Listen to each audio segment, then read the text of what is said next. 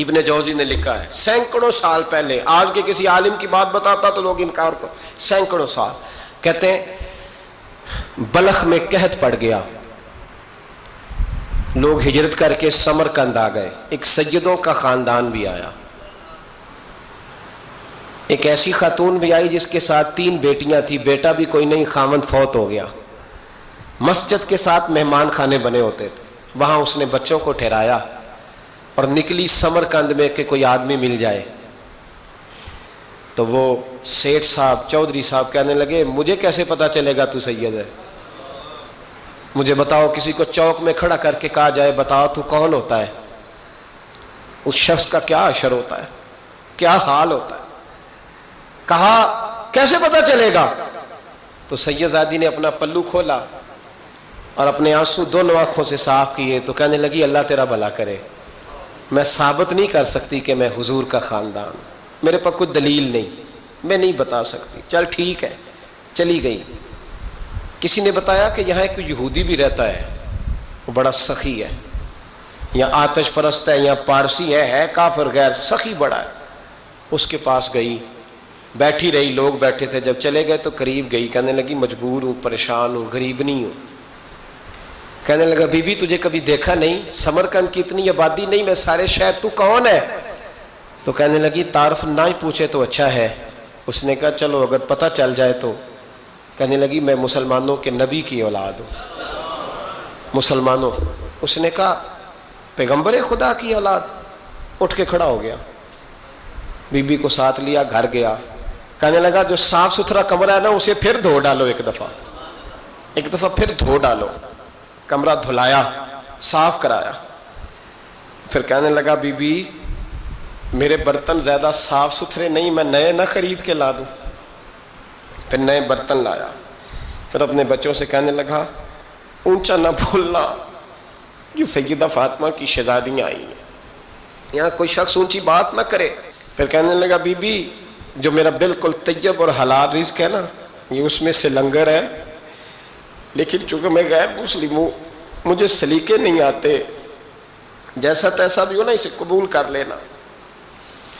خاتون کو کہنے لگا یہ گھر ہے، جب تک جی چاہے یہاں رہنا، پر دیکھنا ہو سکے تو رات اپنے نبی سے سفارش کرنا، میرا بھی کوئی مسئلہ، میری بھی کوئی قبولیت کہیں ہو جائے۔ وہ مسلمان کہلانے والا رات کو سویا، کہتے جنت سجی ہوئی ہے، لوگ جنت میں جا رہے ہیں، لائنیں لگی ہوئی ہیں، نبی پاک لوگوں کو جنت میں بھیج رہے ہیں، میں بھی دوڑ کے لائن میں لگ گیا، فرشتے نے میرا بازو پکڑا، کہا پیچھے ہٹ، تو میں دوڑ کے حضور کی بارگاہ میں گیا، میں حضور سارے جنت میں جا رہے ہیں، یہ مجھے نہیں جانے دیتا۔ تو نبی پاک نے فرمایا تو کون ہے؟ کہ یا رسول اللہ میں مسلمان ہوں۔ کہتے حضور مجھ سے فرمانے لگے کوئی دلیل ہے تیرے پاس؟ دلیل ہے کوئی تیرے پاس؟ میں چپ کر گیا، فرمایا میری بیٹی تیرے دروازے پر آ ہی گئی تھی تو دلیلیں پوچھنے لگ گیا تھا۔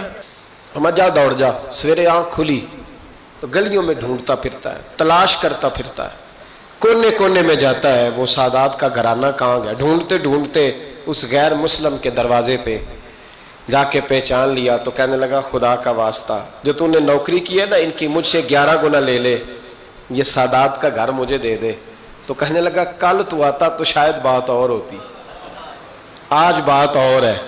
اس نے کہا مہربانی کر، کہا نہیں کل تو آتا تو معاملہ اور تھا، آج معاملہ آج اور ہے، رنگ بدل گیا ہے، حالات تبدیل ہو گئے ہیں، اب تو دیکھ داکھ کے آیا، جا دوڑ جا۔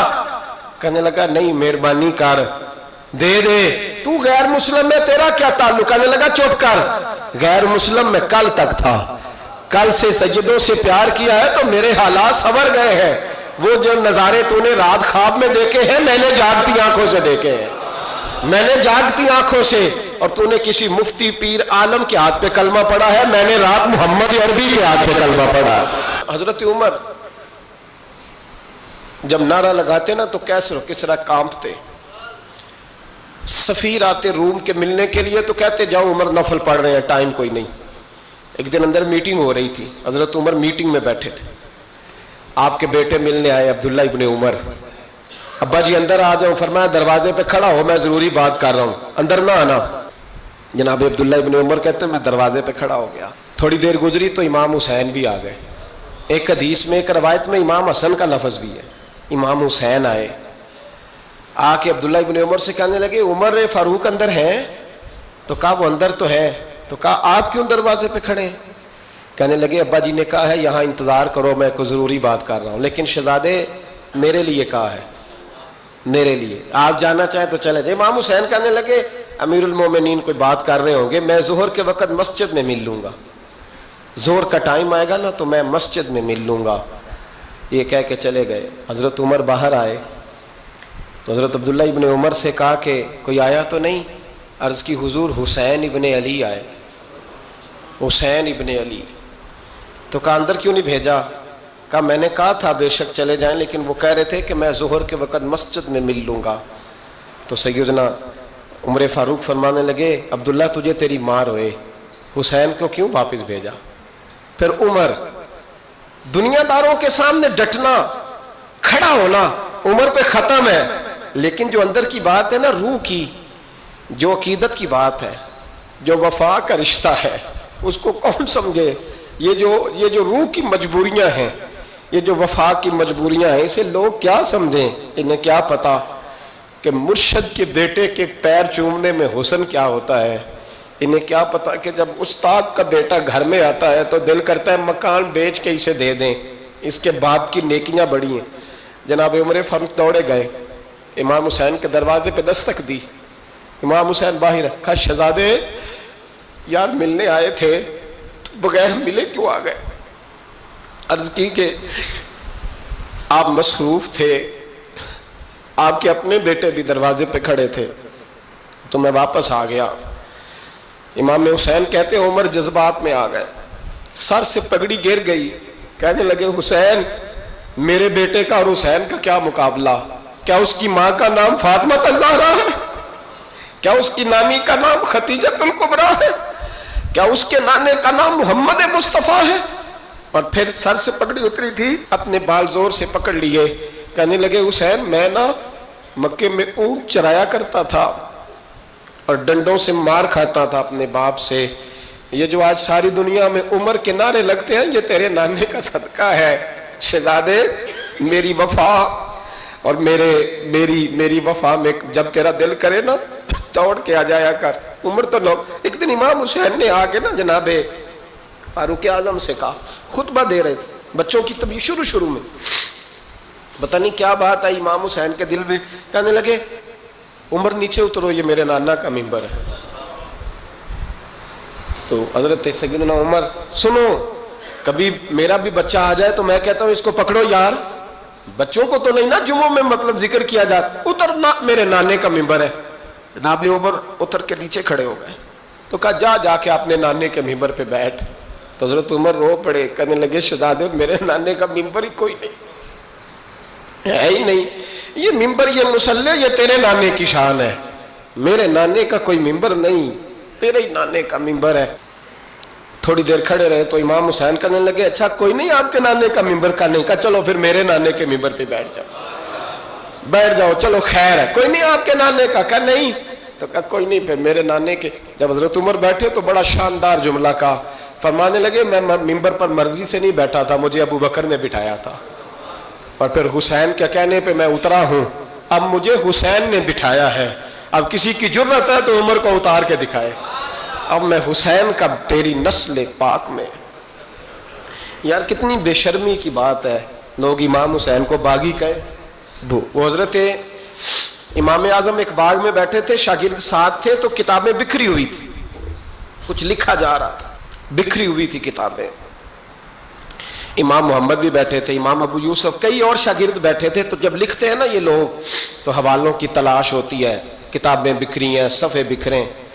بچے گیند کے ساتھ کھیل رہے تھے, تو گیند اچانک باغ میں آئی, تو ایک چھوٹا سا بچہ گیند لینے آیا, تو امام اعظم اٹھ کے کھڑے ہو گئے. وہ بچہ گیند لے کے چلا گیا, کتابیں ساری پھر بکھر گئیں, جو گود میں رکھی ہوئی تھی وہ بھی نیچے گر گئیں, کچھ صفحے بھی گر گئے. تھوڑی دیر کے بعد وہ بچہ چلا گیا، امام صاحب بیٹھ گئے، پھر آیا، گیند گری آ کے باغ میں، تو وہ پھر بچہ لینے آیا، وہی بچہ، امام صاحب پھر کھڑے ہو گئے۔ وہ کئی بار آیا، جتنی بار آیا کھڑے ہو گئے۔ کئی لوگ صبر نہیں کر پاتے، جلد باز ہوتے ہیں آج کل کے شاگردوں کی طرح، تو ایک شاگرد بول پڑے، کہنے لگے حضور وہ تو بچہ ہے 100 دفعہ آئے گا، اب 100 دفعہ کھڑے ہوں گے۔ فرمایا تو 100 کی بات کرتا ہے، یہ 1000 دفعہ بھی آیا تو میں کھڑا ہوں گا۔ کہا حضور بچہ ہے آپ کیوں کھڑے ہو گئے؟ فرمانے لگے معمولی بچہ نہیں، میرے استاد کا پوتا ہے، تو جس نے مجھے اللہ رسول کا نام بتایا اس کا پوتا ہے تو میں کھڑا نہ ہوں۔ اگر استاد کے پوتے کا یہ ادب ہے تو بتاؤ محمد عربی کے نواسے کا کیا ادب ہے؟ رسول اللہ صلی اللہ علیہ وسلم۔ لوگ سمجھتے ہیں ہم قائل نہیں ہیں وہ والی شہادت بیان کرنے کے جس میں کہتے ہیں ہائے حسین تو سکینہ تو زینب۔ ہمارے بزرگوں نے ہمیں یہ سبق، ہمارے بزرگوں نے ہمیں بتایا کہ امام حسین کی شہادت اس طرح بیان کرو کہ نوجوانوں میں جذبہ جہاد پیدا ہو، عورتیں صبر کا پہاڑ بن جائیں، اس طرح شہادت ہم وہ والی۔ لیکن ایک بات ضرور ذہن میں رکھیں، یہ جو لوگ کہتے ہیں نا بڑے مظلوم تھے پانی نہیں آ سکا، میرے سے حوالہ دیکھے جس نے دیکھنا ہے، میرے سے حوالہ دیکھے، میرے سے۔ حضرت امام حسین میدان کربلا میں تھے تو تھوڑی سی جگہ کھود کے نا امام حسین نے تو خندق کھودی۔ خندق کھودنا عرب کا رواج تھا، مدینے میں بھی خندق کھودی گئی، اس کا نام ہی جنگ خندق۔ تو خندق کھود کے نا آگ جلائی جاتی تھی، یہ حفاظت کا ایک ذریعہ تھا تاکہ دشمن نہ آئے۔ تو امام حسین نے اپنے خیمے کے سامنے خندق کھود کے اس میں آگ جلائی تاکہ پردہ رہے، عورتوں کے پاس کوئی دشمن نہ آئے۔ تو ایک شخص سامنے کھڑا ہو کے کہنے لگا حسین تو نے دنیا میں ہی آگ جلا لی ہے؟ معاذ اللہ ثم معاذ اللہ، کہنے لگا آگے تو آگ ملے گی، یہاں جلا لی ہے؟ تو امام حسین کہنے لگے میں حکم دیتا ہوں آگ کو کہ تجھے ابھی پکڑ لے۔ لوگ کہتے ہیں مظلوم تھے، میں حکم دیتا ہوں آگ کو تجھے ابھی پکڑ لے۔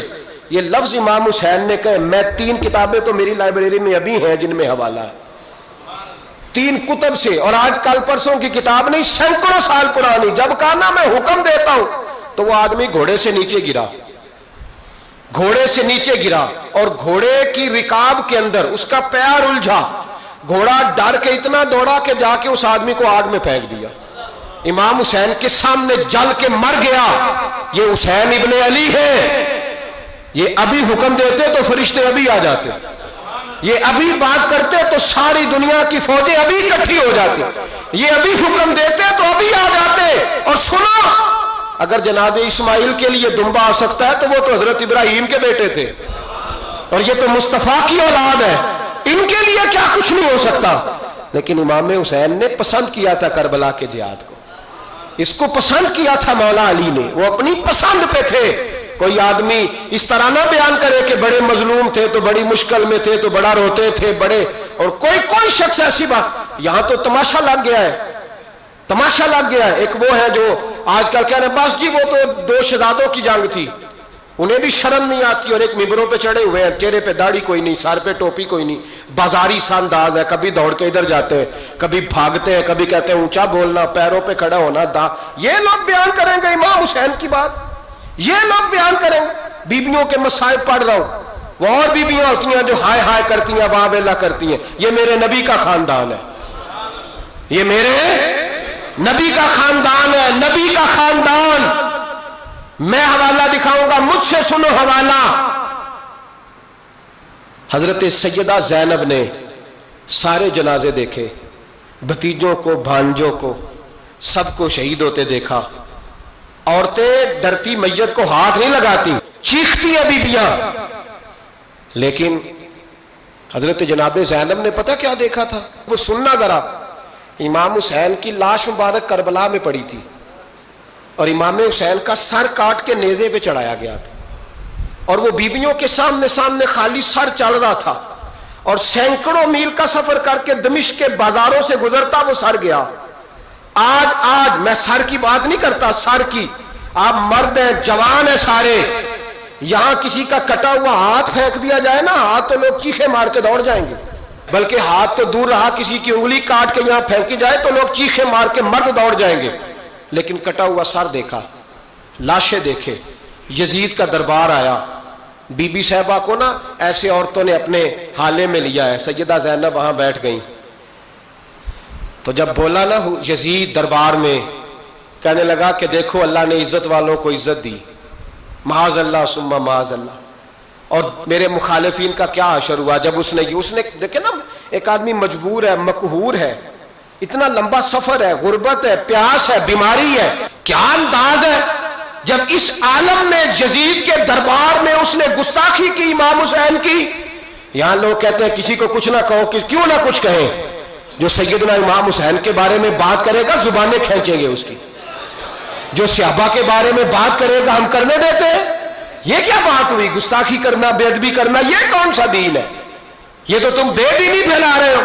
سنو، جب اس نے بے ادبی کی تو سیدہ زینب چپ نہیں رہی، بلکہ حضرت زینب بولی اور کھڑی ہوئی، اور آپ نے تلاوت کی قرآن مجید کی اور آیتیں پڑھی، کہنے لگی وَتُعِزُّ مَن تَشَاءُ وَتُذِلُّ مَن تَشَاءُ بِیَدِکَ الْخَیرُ. اور آپ فرمانے لگی یزید تو کہتا ہے تیرے مخالفین پسپا ہو گئے، تجھے عزت ملی. آپ فرمانے لگے یہ تیرا دربار ہے نا، یہ تیرا سجا ہوا ہے نا، تیرا اس وقت ڈنڈا چلتا ہے نا. فرمانے لگی چند سال ٹھہر جا، تیرے اوپر لوگ لعنتیں برسائیں گے.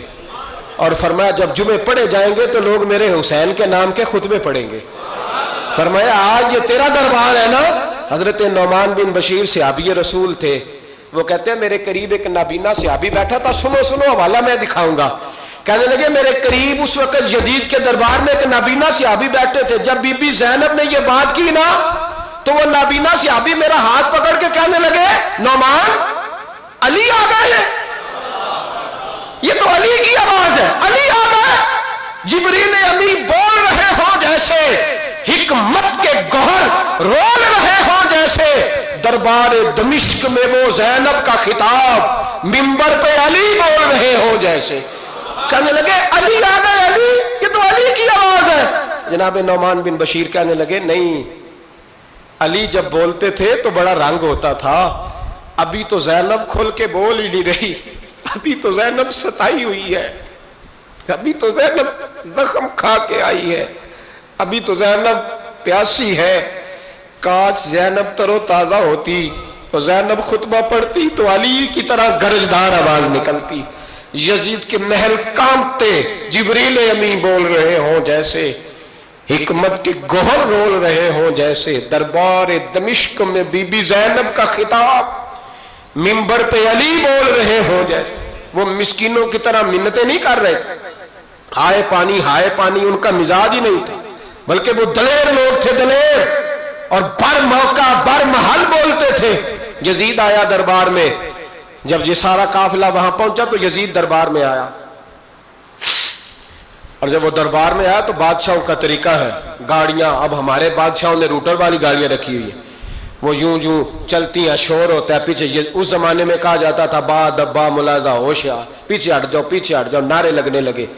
تو یزید کا ایک ناخلف بیٹا امام زین العابدین سے کہنے لگا تیرا باپ کہاں ہے؟ دیکھ یہ میرے باپ دادا کے نعرے، دیکھ میرے باپ کے نعرے، تیرے کدھر ہے؟ ابھی یہ بات شروع اس نے کی تھی کہ دمشق کی جامع مسجد میں زور کی اذان ہو گئی، اور جب مؤذن نے کہا نا اشہد ان محمد رسول اللہ، تو امام زین العابدین اس کا ہاتھ پکڑ کے کہنے لگے یہ میرے نانا کے نعرے لگ رہے ہیں، اگر تیرا ہے تو بتا، یہ میرے نانا کے نعرے ہیں. اور فرمایا تیرے باپ کے 2-2.5 سال لگیں گے، میرے نانے کے قیامت کے بعد بھی لگیں گے. میرے نانے کے نعرے قیامت کے یہ لگتے رہیں گے، لگ رہے ہیں اور لگتے تھے اور لگتے رہیں گے. میرے بھائی یاد رکھو، دلیری، ہمت، پہلی بات ان سے پیار کرنا ہے، دوسرا ان کی ہمت، ان کا مقام دلیری کرنا ہے، ان کا کام ہمت کرنا ہے، ان کا کام ڈٹ جانا ہے. کمزوری دکھانا اہل بیت کا طریقہ ہوتی. حضرت عباس کے بازوؤں میں درد ہوتی، جناب زینب پھر پریشان ہوتی ہیں کہ ہم تو اس بے حیائی کے خلاف لڑے اور امت ابھی یہ گند کر رہی ہے. جو چوکوں میں کھڑا ہوتا ہے نا عورتوں کو تاڑتا ہے، وہ یزید کے طریقے پہ عمل کرتا ہے.